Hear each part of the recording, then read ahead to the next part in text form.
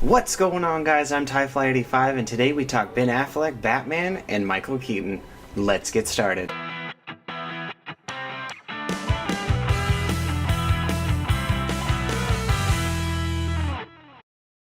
What's going on, guys, and welcome back to another episode of MG Nights. Now today we're going to be talking about the Batman movie, standalone movie with Ben Affleck, and what is going on with that. And there's been quite a bit of stuff flying around overall about that movie, so I thought it would be really interesting to try to maybe break some stuff down and to also see if we can find anything new out about, because I was kind of researching, so I did find some information about what's going on with Ben Affleck, and so let's just go ahead and jump right into that. Now, a solo movie for Ben Affleck's Batman, obviously, as we know it, is in the works, but is it going to be Ben Affleck? Could it potentially be somebody else going forward? I mean, as far as it goes right now, it definitely looks overall like Ben Affleck definitely wants out of everything, so it looks like there's definitely a lot of pressure overall on him for the new Batman standalone movie coming from the, Warner Brothers overall and different things like that. So it'd be definitely interesting to see how that all pans out. Could possibly Jake Gyllenhaal replace Ben Affleck as Batman? Now, I know that's kind of like a really crazy question overall, because we're just now getting used to Ben Affleck as Batman, so could Jake Gyllenhaal replace Batman?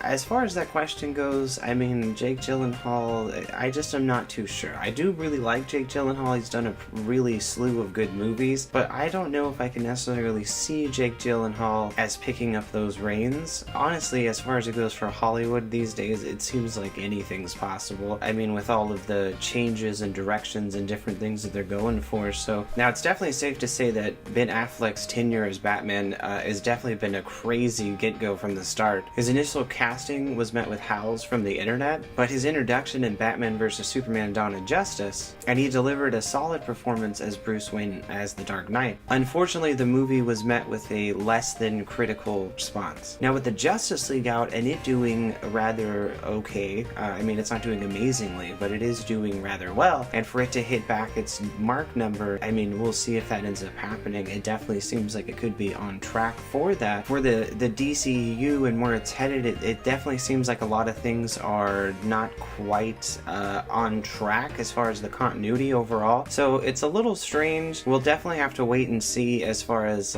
who will take over for Ben Affleck, because he's definitely out. There's no question about it. As sad as it is to say, Ben Affleck, he doesn't really want anything to do with it. So we'll definitely see what ends up happening overall. With Batman, Batman's kind of always been in the cards when it comes to DC and all of that. Batman's kind of like the most popular character overall. Now with the new Batman movie, it definitely has had its ups and downs. It's worked its way through several different directors, with the current director being Matt Reeves, and with even more scripts. There's so many scripts for this movie, it's hard to know what we're actually going to be getting from the standalone Batman movie. I am still excited to see it overall. I'm not quite sure where it's headed, but not that things are ever easy for somebody playing Batman, a role which these days carries more baggage than James Bond. But Ben Affleck definitely has been dealt a hand of jokers almost from the start. While Ben Affleck was apparently signed on for 5 movies overall in the DC universe as Batman, it's definitely very unclear if his Suicide Squad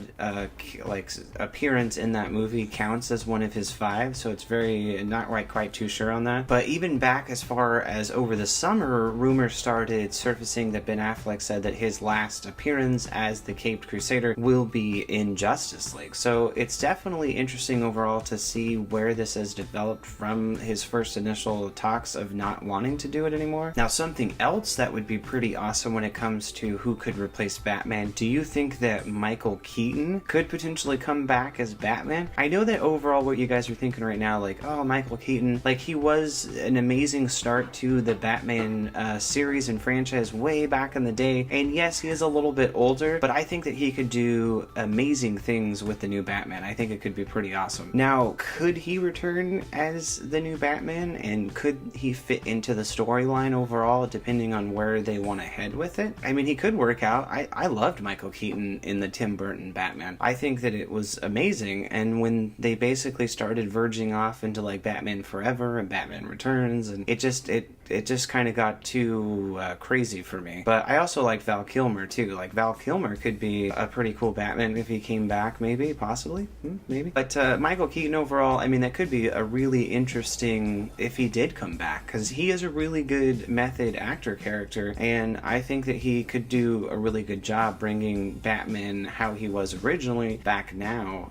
Could be a pretty interesting take, I'd say. But then we also have George Clooney as well, which I think could he could also do a pretty good Batman. I thought he did all right. So it's definitely interesting to see how they potentially could recast Ben Affleck in the Batman movie. I feel like there's a slew of people that they definitely could choose from if they do it correctly, and how they would change the Batman story within, you know, Justice League and all the movies going forward, if that is the case. And also too, if Ben Affleck does have 5 movies, it's like that he still is contractually obligated for, then like what could those movies potentially be? So it'll be definitely interesting to see how this all ends up panning out in the end. I mean, it's definitely a lot of information out there. There's a lot of different things being said. So to see how it all kind of pans out in the end would be very interesting. If you guys think any of these actors could definitely be a good choice for Batman, and what you think that they could do with the storyline with any of these particular actors within the Batman role and the Justice League going forward, like, let me know. I'd love to hear your thoughts on it down below. Let me know. Alright guys, well that's all I have for you today. If you guys are new here to the episode, definitely welcome to the episode. Thank you so much for watching. We really do appreciate your time. If you are new here though, go ahead and hit that subscribe button with the bell notification on, as me and T-Rec87 do post content here every Monday through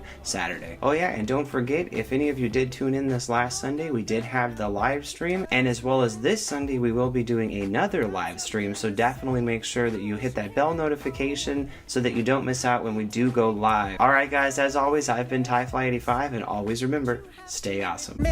I already do.